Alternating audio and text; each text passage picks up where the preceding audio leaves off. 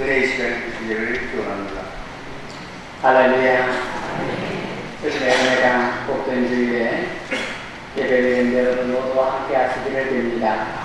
함께 사랑의 교대를 나누십시다. 사랑합니다. 감사합니다. 함께 하십시다. 건강하시게요.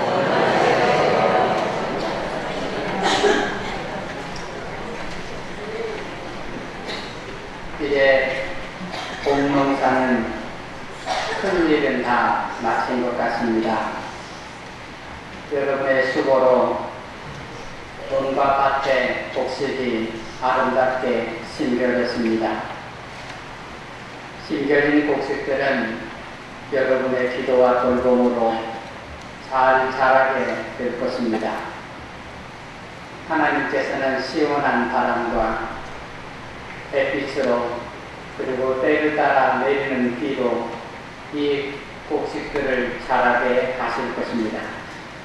우리가 이제껏 돌보신 주님의 은총으로 살아왔던 것처럼 올해의 농사도 주님의 돌봄 가운데 있을 것입니다. 요즘 우리나라에 왜 이렇게 사건 사고가 많은지 모르겠습니다. 억울한 일을 당한 사람도 많고 그 일에 같이 공부를 느끼고 마음이 아파하는 사람도 많습니다. 차마 입에 담기조차 어려운 사건들도 있었습니다. 세상이 어찌 하루라도 편할 날이 있겠습니까마는 이런 사건과 사고들은 인간의 악한 모습들을 보는 것 같아 슬픈 마음이 드는 것을 어쩔 수 없습니다. 또 우리는 지난 주간에 참 어처구니 없는 슬픈 사건을 보았습니다. 전남 곡성에서 취업을 위해 시험 공부를 하던 젊은이가 깊은 낙심과 절망을 이기지 못하여 어느 아파트 옥상에서 뛰어내려 자살을 했습니다. 그런데 불행하게도 곡성 군청 공무원이 아내와 함께 그 아파트 아래를 지나가다가 투신한 젊은이에 부딪혀 자신의 아내와 아이 앞에서 죽음을 당하고 만 사건입니다. 이 소식을 듣고 입이 다물어지지 않았습니다. 자살한 젊은이 일도 그렇거니와 참으로 마른 하늘에 날개라도 나자 죽음을 당한 그 공무원과 아내와 자녀들을 생각하는 말입니다. 며칠 동안 이 슬픈 마음이 떠나지를 않았습니다. 우리 사회의 깊은 절망과 슬픔과 불행을 고통을 느낄 수 있었습니다. 우리나라가 누구도 행복할 수 없는 사회라는 그런 생각이 들어서 도대체 마음이 편하지가 않았습니다. 저는 오늘 여러분과 함께 삶에 대해서 말씀을 나누고자 합니다. 제목을 삶의 명제라 하여 어렵게 느껴질 수 있겠지만 쉽게 이해하면 삶이란 무엇이냐 그런 주제가 되겠습니다. 저는 오늘 여러분과 구약 성경의 하갈 이야기를 나누고자 합니다. 하갈이란 한 여인에게 닥친 삶의 깊은 고통과 슬픔을 통해 하나님의 말씀을 같이 듣기를 원합니다. 함께 나누는 말씀에 주님의 은혜가 저와 여러분께 함께 있기를 빕니다. 한번 따라서 합시다. 삶이란 살아내는 것입니다. 삶이 뭐냐? 삶은 살아내는 것이다. 여러분과 나눌 첫 번째 주제가 되겠습니다. 여러분 14절부터 16절 말씀 읽겠습니다. 같이 읽겠습니다. 아브라함이 아침에 일찍이 일어나 떡과 물 한 가죽 부대를 가져다가 하갈의 어깨에 메워주고 그 아이를 데리고 가게 하니 하갈이 나가서 브엘세바 광야에서 방황하더니 가죽 부대에 물이 떨어진지라 그 자식을 반목 덩굴 아래에 두고 이르되 아이가 죽는 것을 참아보지 못하겠다 하고 화살 한 바탕 거리에 떨어져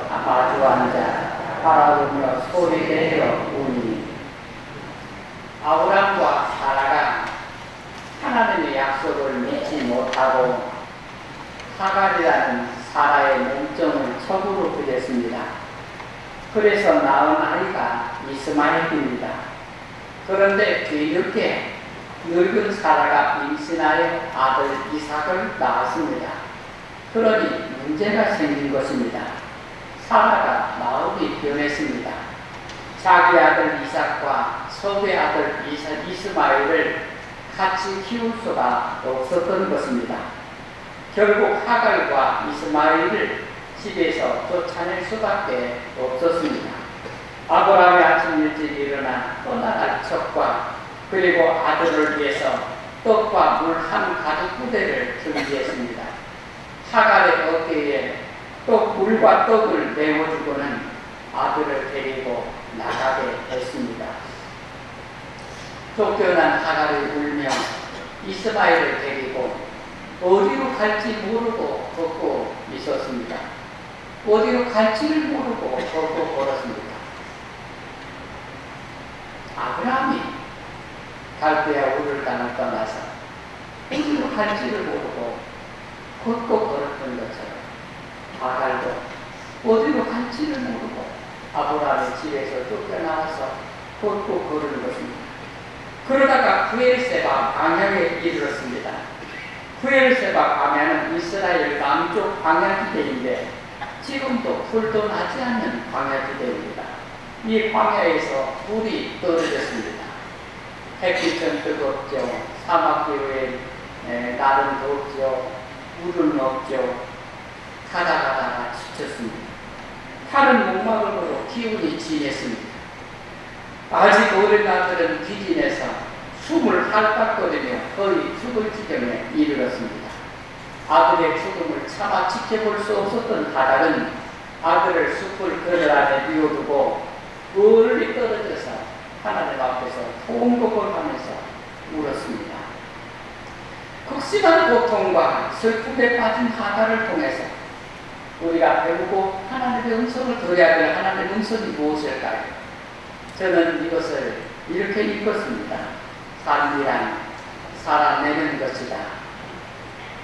하갈은 버림받은 사람이었습니다. 그녀는 홀로 버림받은 것이 아니라 아들과 함께 버림을 받았습니다.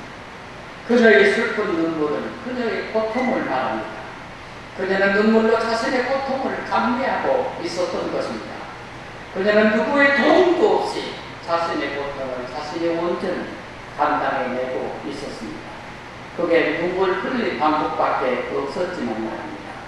그것이 삶을 살아내는 것입니다. 우리에게 이 하갈의 울음소리가 들리기를 바랍니다. 아니었지만 우리들도 그렇게 울고 살아가고 있을지 모릅니다. 우리 중에 누구도 이 세상에 태어나고 싶어서 태어난 사람은 없습니다. 우리에게 삶이란 주어진 것입니다. 우리는 주어진 삶을 살아야 합니다. 그리고 주어진 삶이 편안하지도 않고 오히려 어렵고 힘들지만 그래도 주어진 삶을 살아내야 합니다. 내가 원해서 온 것이 아니므로 내 마음대로 할 수 있는 것도 없습니다. 그러면 우리는 우리의 마지막 숨을 쉴 때까지 내게 주어진 삶을 살아내야 하는 것입니다. 우리 성도들 중에는 육신의 아픔을 겪는 분들이 많습니다. 그 아픔을 겪느라 신음소리를 내고 옹알이를 합니다. 너무 아파 눈에 눈물이 맺힙니다. 육신만이 아니라 마음도 아픕니다. 그래서 웁니다.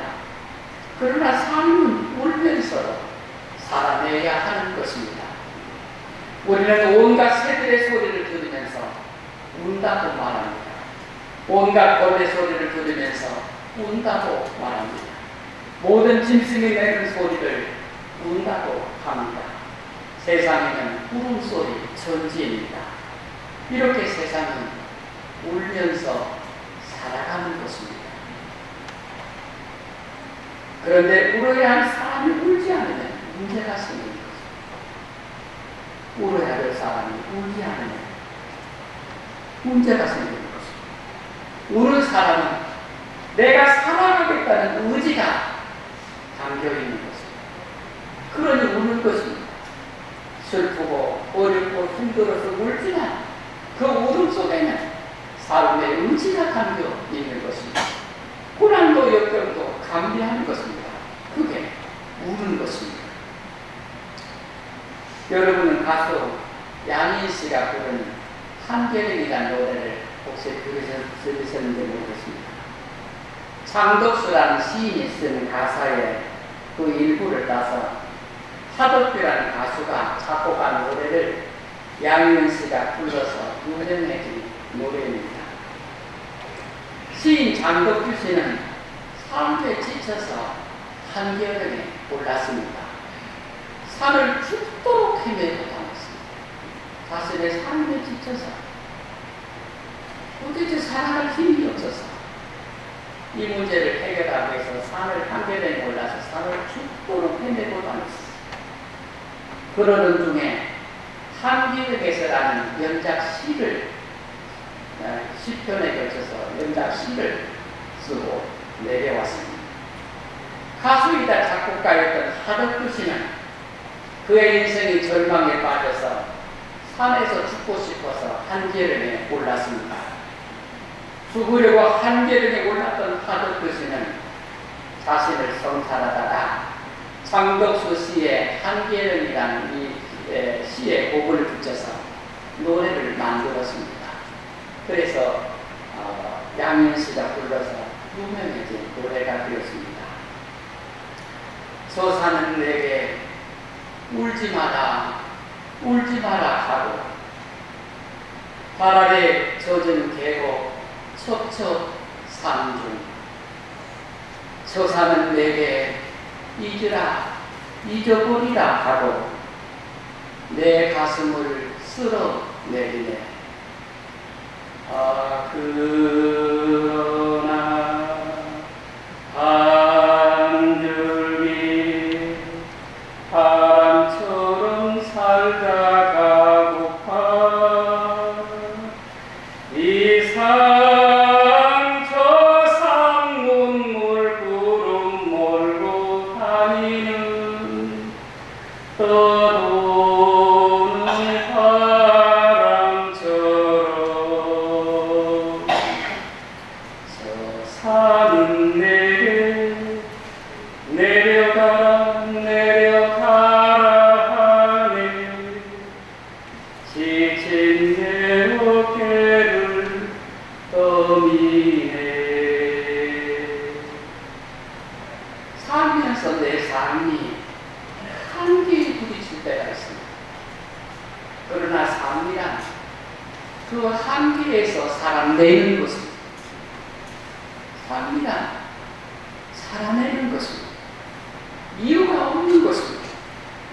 어떤 아픔과 슬픔이 있든지 그게 얼마나 힘이 들든지 입에서 쓴내가 나고 숨이 턱에 차오르더라도 살아내는 것입니다. 그렇게 살아내고자 하면 산이 응원합니다. 울지 마라, 울지 마라, 잊으라, 잊어버려라, 내려가라, 내려가라. 삶이 쉬운 사람이 누가 있겠습니까? 하지만 농부가 힘이 들어도 일하다 그만두지 않지 않습니까? 매던 밭은 다 메고 돌아오지 않습니까? 삶이란 살아내는 것입니다. 내 호흡의 마지막까지 울면서 살아내는 것입니다. 그것이 삶의 영계입니다. 두 번째 말씀을 나누시겠습니다. 따라서 합시다. 삶이란 사랑으로 살려내는 것입니다. 삶이란 살아내는 것입니다. 또한 더불어서 사랑으로서 다른 사람을 살려내는 것이 삶이라는 말씀입니다. 여러분 17절부터 19절 말씀 읽겠습니다. 17절부터 19절입니다. 하나님이 그 어린 아이의 소리를 들으셨으므로 하나님의 사자가 하늘에서부터 하갈을 불러 이르시되 하갈아 무슨 일이냐 두려워하지 말라. 하나님이 저기 있는 아이의 소리를 들으셨나니 일어나 아이를 일으켜 내 손으로 붙든다. 그가 큰 민족을 이루게 하리라 하십니다. 하나님이 하갈의 눈을 밝히셨으므로 샘물을 보고 가서 가죽부대에 물을 채우다가 그 아이에게 마시게 하였더라. 하갈이 웅 울었는데 하나님은 어린 아이의 소리를 들으셨다. 엉엉 우는 것은 하갈이었는데 하나님은 어린 아이의 소리를 들으셨다. 그리고는 하갈을 부르셨습니다. 하갈아 하갈아 왜냐 무슨 일을 울고 있느냐 두려워 말라. 하나님의 아이의 소리를 들었다. 아이를 일으켜 내 손으로 붙들어라. 그가 큰 민족을 이룰 것이다. 하나님께서 이어서 하갈의 눈을 밝혀주시자 눈이 열린 하갈은 바로 자기 옆에 샘물에 있는 것을 발견했습니다. 가족들의 아이의 물을 채우다가 아이에게 마시게 했습니다. 그리고는 아이와 함께 힘을 내서 새 출발을 했습니다. 하나님의 약속을 믿고 희망을 갖고 출발하는 것입니다. 이 말씀을 한참 읽었습니다. 그랬더니 하나님의 말씀은 우는 하갈이 아니라 아이에게 있었습니다. 울기는 하갈을 엉엉 울었는데 하나님은 아이의 소리를 들으셨다고 하셨습니다. 그 이유가 무엇일까요? 하갈은 자신을 위해서 운 것이 아니라 아이를 위해서 울었기 때문입니다. 그래서 하나님은 하갈의 울음의 뜻, 곧 아이를 보살펴달라는 간구를 들으셔서 아이의 소리를 들으신 것입니다. 하나님은 하갈에게 일어나 아이를 일으켜 네 손으로 붙잡라고 하셨습니다. 오늘 이 말씀이 우리가 들어야 될 두 번째 삶의 명제입니다. 삶이란 사랑으로 살려내는 것입니다. 하나님은 울고 있는 하갈에게 아이를 붙들라고 하십니다. 이 아이는 큰 민족이 될 것입니다. 이것은 하나님께서 아브라함이 하신 약속과 동일합니다. 아브라함이 하나님이 아브라함이 하신 약속만 소중하고 하갈에게 한 약속은 가치 없는 게 아닙니다. 아브라함이 하신 약속하신 하나님은 하갈에게도 동일한 약속을 하신 것입니다. 그러므로 하갈은 이 아이를 붙들어 세워야 합니다. 그게 우리에게 주어진 하나님의 말씀입니다. 취업 준비를 하던 젊은이가 희망을 잃었습니다. 그런 깊은 절망 가운데 자신의 생을 마감하고자 했습니다. 그런데 그가 생각지 못한 일이 못했던 것이 있었습니다. 자신의 절망이 자신에게만 미치는 것이 아니라 다른 사람에게 피해를 준다는 사실을 미처 생각하지 못했습니다. 그가 그것을 미처 알았더라면 그는 그렇게 하지 않았을 것입니다. 절망은 자신과 타인에게 고통을 줍니다. 절망하는 사람에게 필요한 것이 있다면 하나님의 말씀을 듣는 것입니다. 우리가 이 말씀을 나누며 생각해야 할 점이 이것입니다. 삶이란 사랑으로 살려내는 것입니다. 우리는 혼자나 죽지 억울한 사람을 죽게 했다고 쉽게 비난하고 끝낼 수 있습니다. 그러나 그가 하나님 말씀을 들었다면 그는 삶의 용기를 냈을 것입니다. 그런데 성경 말씀을 잘 보면 하나님 말씀을 들은 것은 아이가 아니라 울고 있던 하갈입니다. 삶이란 내가 울면서도 살아내는 것입니다. 하갈은 울면서도 자신의 삶을 감당했던 것입니다. 그뿐 아니라 삶이란 다른 사람들을 살려내는 것입니다. 하나님은 하갈에게 아이를 붙들고 일으켜 세우라고 하셨습니다. 하갈은 자신의 눈물을 통해서 아들을 살려냈던 것입니다. 예수님께서는 자신을 보고 우는 예루살렘의 여인들을 향해서 예루살렘의 여인들아 나를 위해 울지 말고 너희와 너희 자녀를 위해서 울라 하셨습니다. 오늘 우리가 이 부조리한 세상을 위해 우는 일이 필요합니다. 우리가 울지 않으니 사람들이 저렇게 죽어나가는 것입니다. 우리는 세상을 정죄하는 것이 아니라 속죄를 위해 기도해야 합니다. 그것이 사랑의 본질입니다. 우리는 세상에 넘치는 죄악을 보고 애통해야 합니다. 희망을 잃고 말씀하는 젊은이들을 위해서 기도해야 합니다. 우리 사회가 가진 이 엄청난 모순들과 문제들을 보고 자신의 문제처럼 슬프게 애통해야 합니다.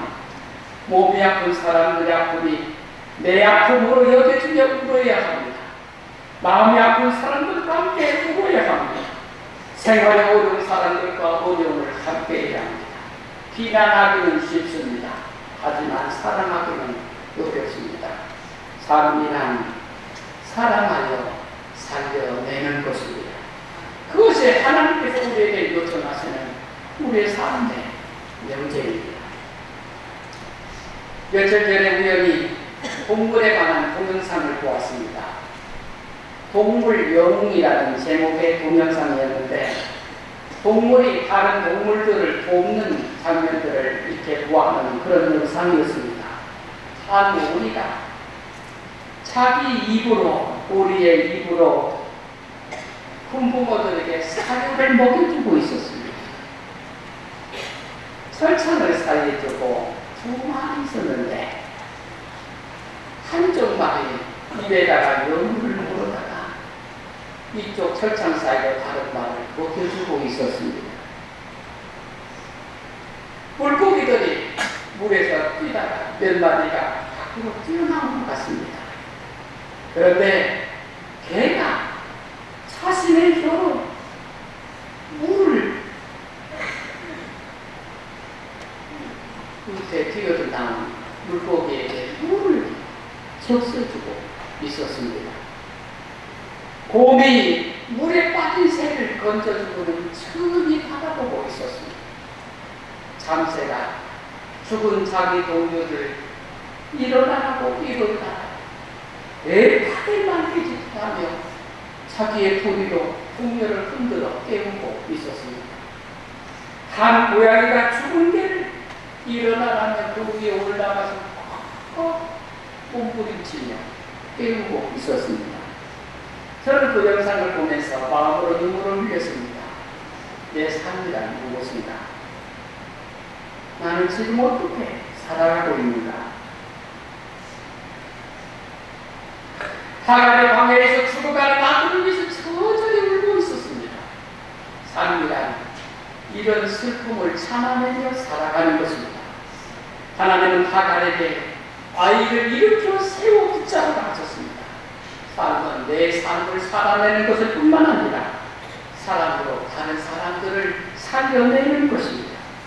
저는 우리 한사교회 성도들이 나이 드셔서 두루마를 끌고 다니셔서 자신의 호흡의 마지막까지 힘차게 살아내시기를 축원합니다. 더불어 생명을 낳고 기른 어머니로서 죽어가는 사람들을 살리는 기도를 드리는 우리 한사교회 성도들이 되기를 축원합니다. 하나님은 울고 있던 하갈의 눈을 감기셔서 샘물을 보게 하셨습니다. 우리의 눈물이 지나면 생명의 샘물이 보이게 됩니다. 울다 보면 마음이 맑아지고 눈이 밝아져 하나님의 길이 보이는 것입니다. 그러므로 우리는 울며 살아갑니다. 울며 내 인생을 살아갑니다. 울며 살아가는 사람들을 살려내는 기도를 드립니다. 이것이 삶의 명제입니다. 기도합시다. 하나님 아버지, 우리를 도우시기를 원합니다. 세상에 올 일이 넘쳐나고 있습니다. 또한 우리 자신의 삶